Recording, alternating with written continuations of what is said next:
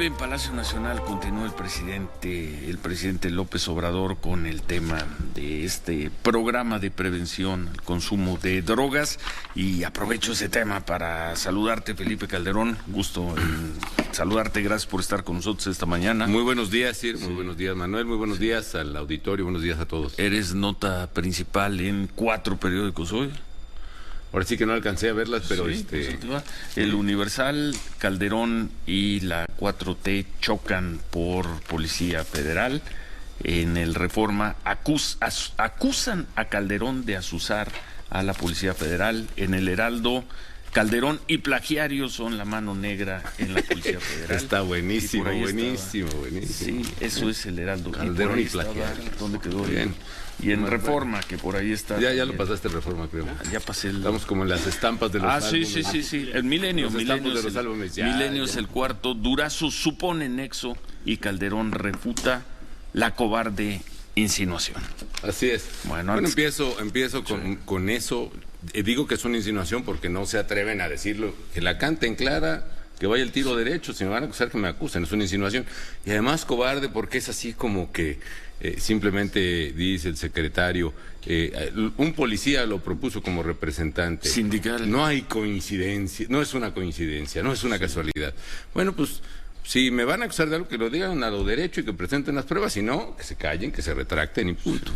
Pero mira, Ciro, independientemente de eso, yo creo que el tema no es ni Durazo ni el presidente, el tema es la tragedia que se está viviendo en México con el tema de seguridad. Es el principal problema de México, no se está resolviendo, y en el momento que estamos hablando, ahorita seguramente a mucha gente la están asaltando en su microbús. Ahorita seguramente mucha gente sigue preocupada porque tiene algún familiar secuestrado. Yo conozco unas personas que están en esa situación. Ahorita, ese es el problema que tenemos que ver, y yo la verdad, lo que le digo al gobierno es que en lugar de andarse con estas tonterías, ¿no?, de aventar la piedra y esconder la mano, como es el de acusarme a mí de una conspiración que por supuesto soy ajena, insisto, me parece una insinuación cobarde.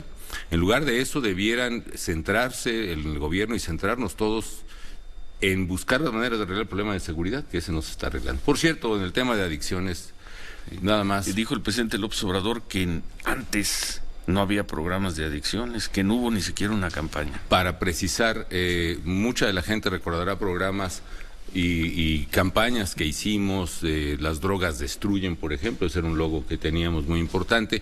Pero también yo voy a recordarle a la gente y al propio presidente, con todo respeto, como él dice, que en mi gobierno hicimos, no recuerdo la cifra, la voy a pedir ahora, pero más de 300 centros Nueva Vida, que eran precisamente centros de prevención y tratamiento de adicciones. ¿Y funcionaron? Funcionaron muy bien, y la verdad es que se les cortaron recursos, y ahora se les cortaron más. Recursos el Centro Nacional en el gobierno de Peña Nieto. Pero ahora específicamente se les ha cortado mucho más. De todo el sector salud, que le han puesto una paliza de recortes presupuestales, y aquí yo corrijo, no es culpa del secretario de Hacienda, no es culpa del cocinero, sino del que está ordenando el plato. Y efectivamente en el gobierno se tomó la decisión de pagar este ejército electoral, que son los llamados servidores de la nación, que ganan una buena lana, me dicen que tienen sueldos de hasta 10,000 pesos, y que están reclutando gente con los programas sociales para armar una estrategia electoral para Morena. Hace poco Reforma, por cierto, en una nota que ha pasado desgraciadamente, si no desapercibida, no le hemos dado seguimiento, señaló que el encargado de los programas sociales, un señor Hernández, creo que está en el gabinete del presidente López Obrador, es al mismo tiempo secretario de organización de Morena, y además maneja los cientos de miles de millones de pesos de los programas sociales de efectivo, el dinero que se reparte, la lana que se reparte en la calle por parte del gobierno. Son de las cosas pues que debo preocupar, pero les bajaron recursos, entre otros, a la prevención y tratamiento de adicciones en esta administración. Si quieren verdaderamente enfrentar ese problema, lo celebro, pero definitivamente amor que no se refleja en el presupuesto, mi querido Ciro, pues no es amor. Antes decían, amistad que no se refleja en el presupuesto es demagogia. Bueno, a ver, nada más para ir a los temas de hoy. La insistencia, esta crisis de violencia la iniciaste tú, con tu decisión irresponsable de ir a una guerra contra el narcotráfico, contra los criminales. Te he hecho esa pregunta, te la hice 10 veces o 15 cuando fuiste presidente. Escribí 10 artículos porque ahora dice el presidente, es que no decían nada y toda la prensa. ¿Cuántas veces escribí? ¿Cuántos muertos, presidente? Sí, cuando empezaban a sufrir y sabíamos que no gustaba esa pregunta, nos hacía saber tu Pero equipo. espero no haberles hecho ninguna grosería, Ciro, la verdad. No, la verdad es que siempre... Eran las tensiones con el gobierno aquel entonces que tú y preguntas muy válidas, cuántos legítimas. Muertos, presidente, pero hoy se sigue diciendo el responsable de la tragedia de violencia e inseguridad que vive el país. Tiene nombre y apellido, se llama Felipe Calderón es que Hinojosa, te voy a decir, pero se sigue diciendo. Los problemas del país, el paro de la Policía Federal es culpa de Calderón. La economía está mal por culpa de Calderón. De Peña Nieto. La violencia por culpa de Calderón. Los migrantes por culpa de Calderón. El sargazo por culpa de Calderón. Pero el tema de la inseguridad, como lo dice sabes el dicho, muy bien. todo yo, Sí. ¿no? La verdad, En el tema, voy tema de la inseguridad hay una insistencia 12 años, 13 años después. Todo empezó con una mala decisión tuya de uso de la fuerza. No. Lo has negado en muchas ocasiones. Y lo reitero, y ahora déjame explicar, como siempre me has permitido explicar por qué. ¿Qué es lo que está pasando en el país, amigas y amigos? Hay un cambio en el modelo del crimen organizado que se acompaña con el siglo, es decir, terminando el siglo XX, empezando estos 2000. México, por el crecimiento y la estabilidad de la economía que le logramos proporcionar el gobierno de Cedillo, el de Fox y el mío, permitió que los mexicanos tuvieran más poder adquisitivo. Pasamos de $2,000 a $12,000 per cápita, por ejemplo, en poder de compra, y eso hizo que ampliara la canasta de consumo, incluyendo las drogas. Se empezó a consumir droga en México. El negocio de los criminales cambió de narcotráfico a narcomenudeo, o más bien se le adhirió o se le aumentó el narcomenudeo. ¿Eso qué implicaciones tiene para la violencia y para la inseguridad? Que antes los criminales se dedicaban a exportar droga. Su negocio era controlar una carretera de Manzanillo a Tucson, por ejemplo. Ahora su negocio es colocarla en la calle. Y no es lo mismo vender 1 tonelada de cocaína en Tucson que vender la misma tonelada de cocaína, es decir, 1 millón de bolsitas de 1 gramo, Ciro. 1 millón de bolsitas cada 15 días en Cuernavaca.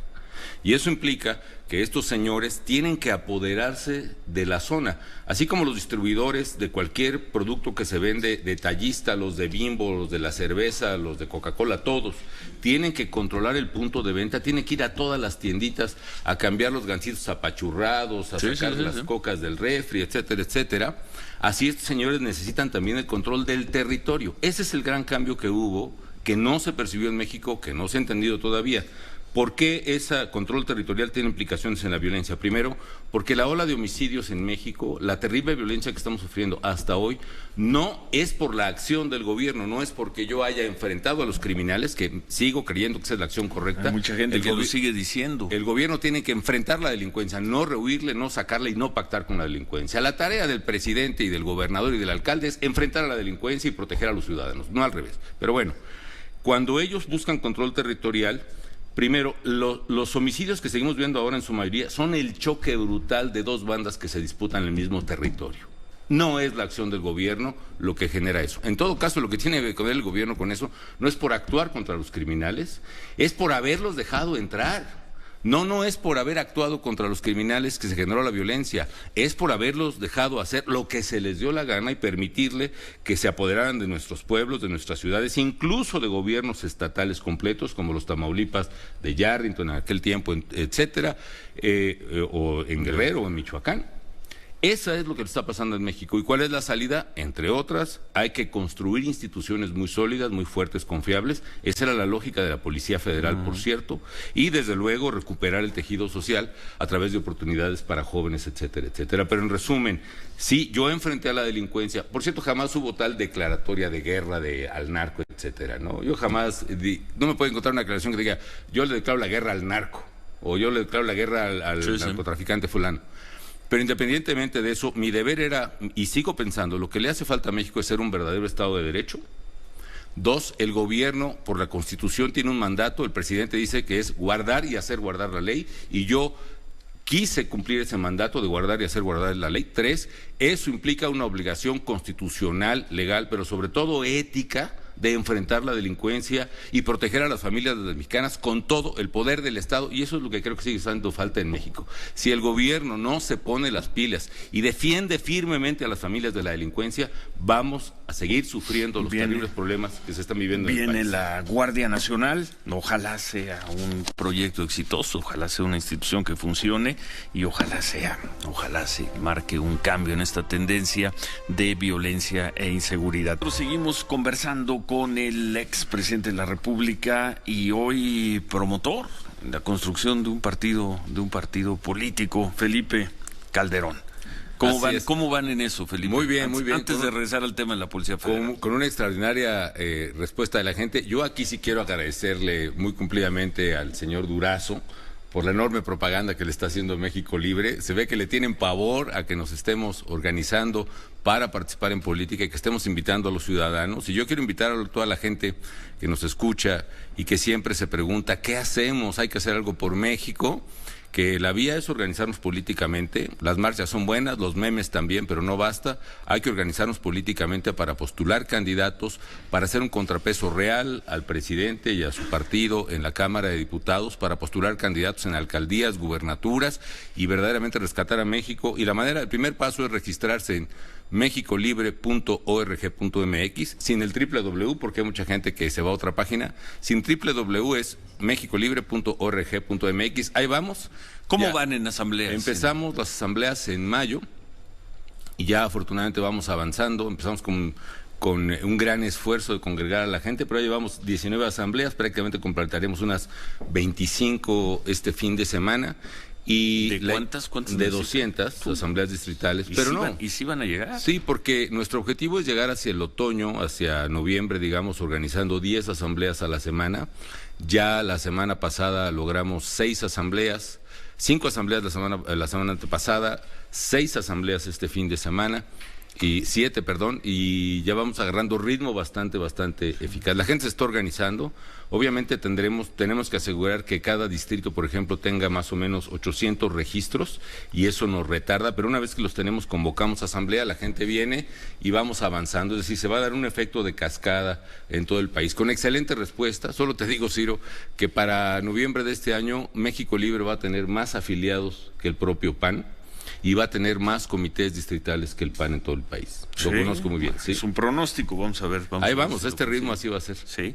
Oye, bueno, si todo le sale bien, si cumplen estos requisitos, van a estar en la boleta en la elección del 2015. Vamos a estar en la boleta. De junio del 2015. Y la verdad, ahora sí que modestia aparte, pero yo creo que México Libre va a ser la opción que será el contrapeso y el contraste natural de este gobierno. Y pues no solo por méritos o deméritos que tengamos tanto Margarita como yo, hay mucha gente que se está sumando y de mucha calidad, por cierto, pero además no solo el hecho de que se sumen, el propio gobierno nos está dando ese rango, por eso le agradezco mucho al secretario Durazo que esté tan preocupado por mí, tan preocupado por México Libre, por la publicidad que nos ha dado.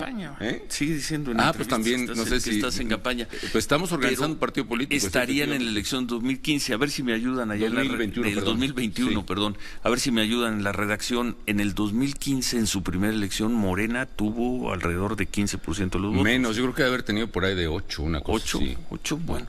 8%, ¿ves a México Libre con 8% de votos? Es probable, sí, cómo no. Está durísimo. Sí, está duro, pero ahora sí que son 8.8. Mira, cerremos de 9 para no quedar tan atrás. Cerremos muy bien, en 8%. Sí, desde luego que lo veo claramente. Y ganaron en aquel entonces delegaciones de la Ciudad de México. No recuerdo, probablemente, pero yo creo que yo así veo la trayectoria de México Libre.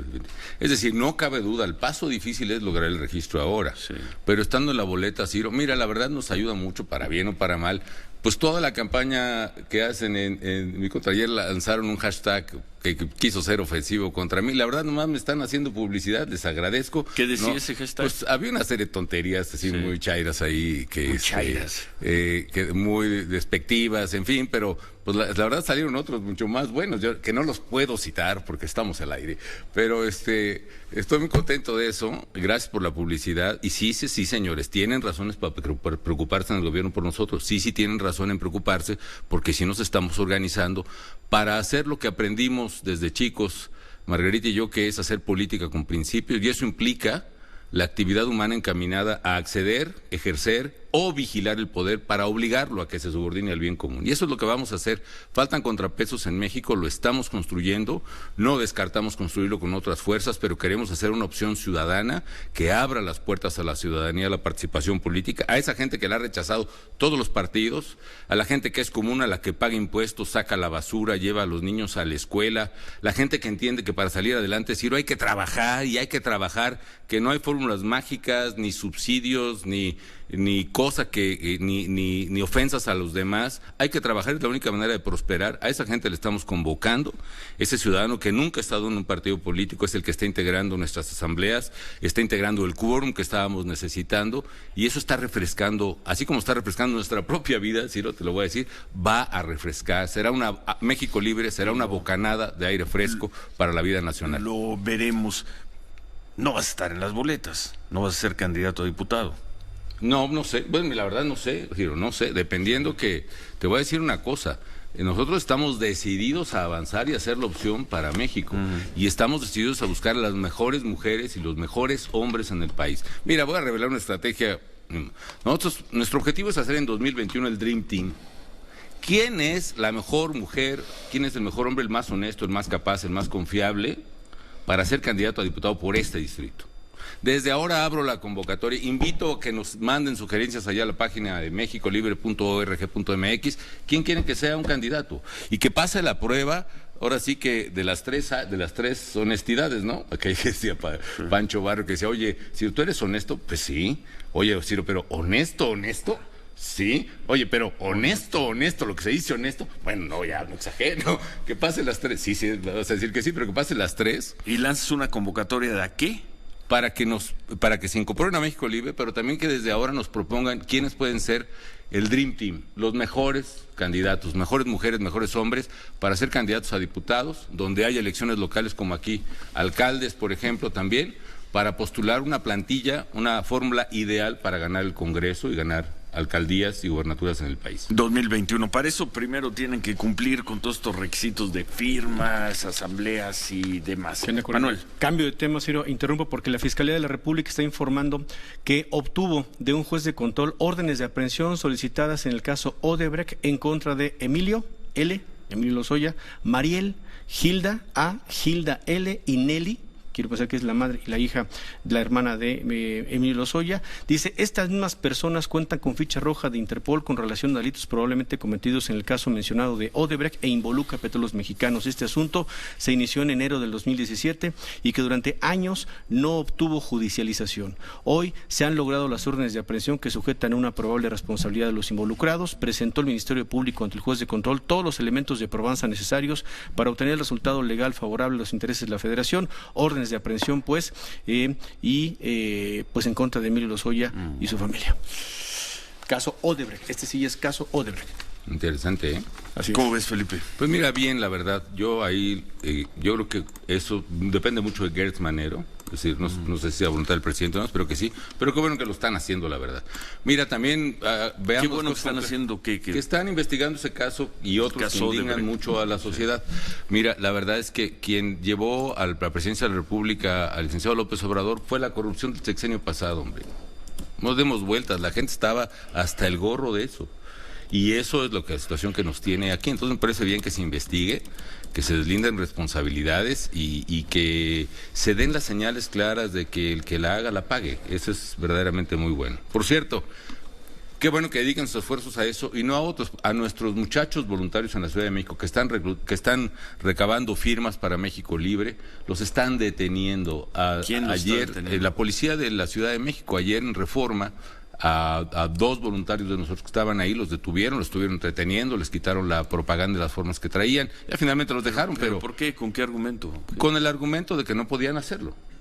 La verdad es que yo digo que la policía se dedica. ¿Policía de la Ciudad de México? Sí. ¿A qué hora fue eso y en dónde? Fue en Paseo de la Reforma, fue antier más o menos a las 12 de la mañana. Antier, así, miércoles. Sí.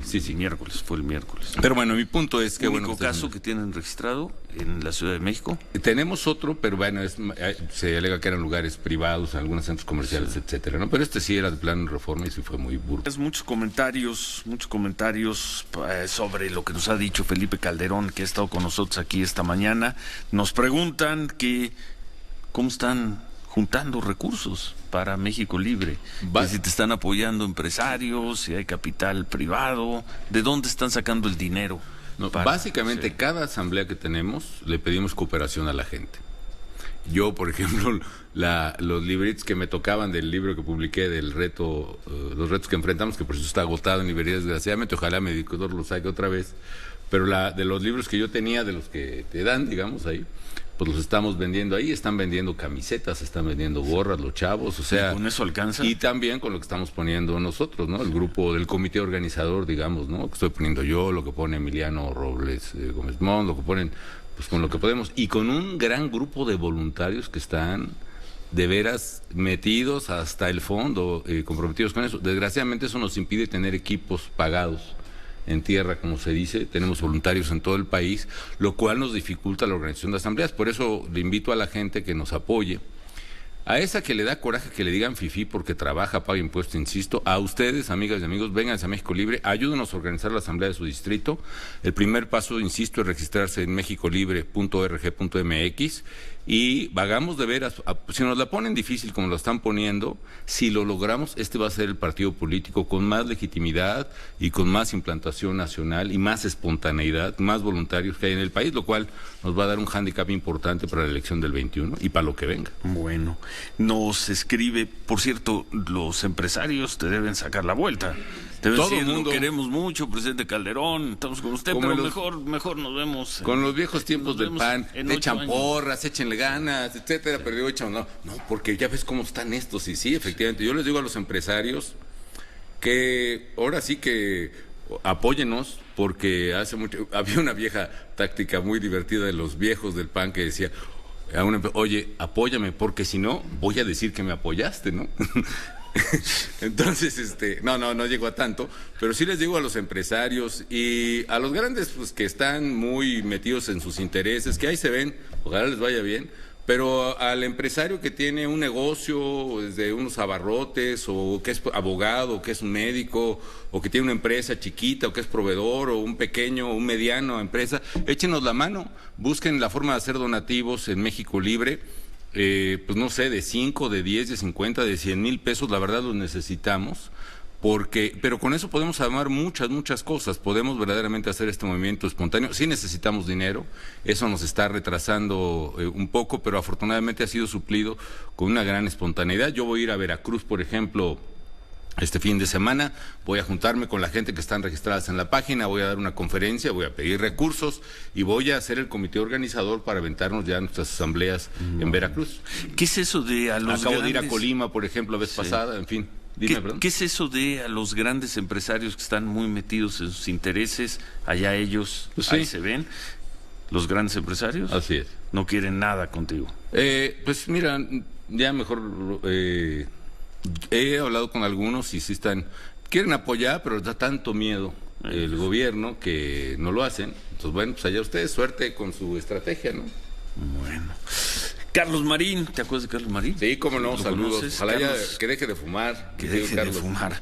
Dice, tú también fumabas. Yo te conocí cuando tú fumabas. Y yo, bueno, cuando estaba en la Libre, cuando era joven, 18, 20 años. PAN, no, ya no fumaba. No. Ahora sí que no era yo. Tantas cosas se dicen de mí que no son ciertas. Pero ahora sí que yo estaba ahí. Pero bueno, dice Carlos Marín que recuerdes tú que Lázaro Cárdenas, hoy jefe de asesores de López Obrador, fue quien pidió el ejército en Michoacán, y eso fue el inicio de, entre comillas, su guerra. Lázaro Cárdenas, ex gobernador. Sí, es cierto, pero la verdad es que yo creo que hay que, efectivamente, el gobernador Lázaro muy valientemente le había pedido ayuda a Fox nunca lo ayudó, pero Lázaro tenía un problema muy grave, porque había esta captura del estado de Michoacán, a la que me he referido. Entonces era la familia michoacana que estaba teniendo ya el control de Tierra Caliente y otras partes. Me pide ayuda estábamos en transición, y lo que me acaba de convencer es que hubo un día en que gente que estaba presa de la familia michoacana en el penal de Mil Cumbres en Morelia secuestra a los propios abogados de oficio de ellos mismos, a sus propios defensores que eran estudiantes de Derecho de la Michoacana, los secuestran y los degüellan dentro del penal. Sí. Entonces, eso me hace, el Estado nada pudo hacer, el gobierno federal no hizo nada, eso me hace decir, pues hay que apoyar a Michoacán, lo estudiamos mucho en transición y lo decidimos ya en el gobierno. Pero insisto, no es un tema de coyuntura de Lázaro, yo, quién pidió primero, quién no.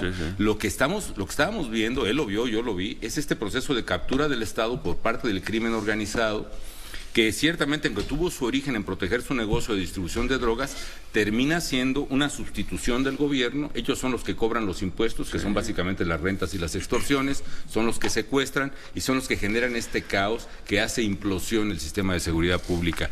Entonces, el fenómeno es la disputa territorial de los grupos de crimen organizado, el apoderamiento de las instituciones y luego el colapso de la seguridad. Esa es la secuencia y es un fenómeno que hay que analizar como tal, Ciro. Y por otra parte, el deber del Estado, que creo que cumplió Lázaro y cumplí yo, de enfrentar a la delincuencia con lo que se tenga. Aunque no la derrotaron, Felipe. Mira, yo creo que avanzamos mucho. Es importante quizá la familia michoacana, se dice que la estrategia no funcionó. Se reconvirtió en caballeros En templarios. los últimos 2 años de mi gobierno empezó a bajar finalmente, y qué bueno, la tasa de homicidios y la tasa de delincuencia en general, más o menos un 32%. ¿En Michoacán? No, a nivel nacional. País, sí. En Michoacán, desde luego que bajó. Acuérdate que en Michoacán en el 2013 tienen que lanzar... Por supuesto, porque aflojan el paso, porque lo que sigue de Lázaro es Leonel, y de Leonel sigue Fausto, y de Leonel sigue el otro interino que está hasta preso, por cierto, por sus vínculos con crimen organizado. Reina, ya salió, ¿no? Reina, bueno, estaba. Ya salió, acabo de salir. Pero el punto, nacionalmente sí baja, sí tiene éxito la estrategia, porque bajan los homicidios casi 30%, y esta tendencia sigue hasta 2015, desgraciadamente en el gobierno anterior le aflojan, le bajan presupuesto a seguridad, desaparecen la Secretaría de Seguridad Pública, bajan el control de confianza, le quitan recursos a los estados para seguridad y eso empieza otra vez la tendencia hacia arriba. Casos concretos donde sí cooperó el gobierno del estado y el local con el gobierno federal: Tijuana. La violencia bajó 35% desde su pico. Ciudad Juárez, la violencia y los homicidios bajaron 83% desde su pico. Y gobernaba un priista. Monterrey, área metropolitana de Monterrey, la violencia bajó 89% desde su pico. Es decir, donde aplicamos la estrategia de renovar las policías y ministerios públicos, enfrentar a los criminales con la fuerza del Estado y reconstruir tejido social, con la cooperación, donde hubo cooperación local, funcionó. Distrito Federal, recuerdo que hubo también una disminución, sí, y un cambio de percepción, y gobernaba Marcelo. En mérito de Marcelo Ebrard, debo decir, él aceptó que su secretario de Seguridad Pública, que era el almirante que acabas de mencionar en la mañana, ahorita me acuerdo. Manuel Mondragón. Sí. Y el propio Mancera, que es su procurador, ellos fueron a control de confianza al CISEN y sus equipos, y fue un equipo que funcionó. En el Estado de México nunca quisieron que un solo secretario ni un solo policía fuera a control de confianza. En Guerrero... El Estado de México de Enrique Peña Nieto. En otros estados, en Guerrero, por ejemplo, hacían control de confianza y no cambiaban a los policías. Ve cómo está la situación en Guerrero. En Acapulco sabíamos que los policías municipales, una gran mayoría, trabajaban con los criminales. No los quisieron reemplazar. Aguirre decía que el presidente, con todo respeto, quiere que México sea de primer mundo, pero no somos primer mundo, somos país pobre. Para mejorar los turistas en Acapulco, en lugar de cambiar a la policía, pues trajeron a Sofía Loren. Pues sí, muy padre, pero eso no arregla el tema de seguridad, Ciro. Bueno, dice, por cierto, también por aquí llamadas que... Perdón, por cierto, sí. Esos policías que nunca quisieron cambiar en Guerrero fueron desgraciadamente los que secuestraron y probablemente mataron a los estudiantes de Ayotzinapa. Policías municipales de esa zona, de esa región. Nos dicen que el secretario Alfonso Durazo ha repetido en distintas entrevistas que hoy Felipe Calderón está exigiendo derechos para los policías federales, derechos que les quitaste. ¿Como cuáles? Quisiste dar, pues no sé eso. ¿Como cuáles? Mira, lo que pasa es que yo veo a Durazo muy asustado, muy acomplejado, muy... Pues la verdad es que, pobre muchacho, ¿no? La verdad es que... Sí hubo alguien que defendió, no solo en el pasado, hoy defiendo los derechos de los policías, de los soldados y los marinos, soy yo. Yo les di, por supuesto, garantías de salario digno, de lugares dignos de estancia, de organización digna. Hicimos la carrera policial. Nos podrán decir muchas cosas, Ciro, pero eso no. Eso absolutamente no. Y bueno, yo entiendo a Durazo, la verdad es que la está regando allí en el gabinete. Metió al presidente en un problema por subirme al ring, como dicen. Yo le agradezco, la verdad, porque pues la publicidad que me está dando a nosotros de México Libre es sensacional, pero pues ahora sí, como se ve en esta frase, pues ya no haya que decir. Pensábamos, Felipe, y estábamos preparados para eso, que hoy venía el 1-2, que hoy el presidente te iba a dar el 1-2 en la conferencia de la mañana, después de las muchas entrevistas de Alfonso Durazo, del mensaje que dio ayer, que fue como a las 11 de la mañana, ¿no? Y luego salió a dar una gran cantidad de entrevistas. Pensábamos que el presidente te iba a dar el 1-2. El presidente ya terminó la conferencia de prensa, no dijo una sola vez. Pero porque la regó Calderón, Durazo, hombre. La regó Durazo por andarme inventando un chisme que no era cierto.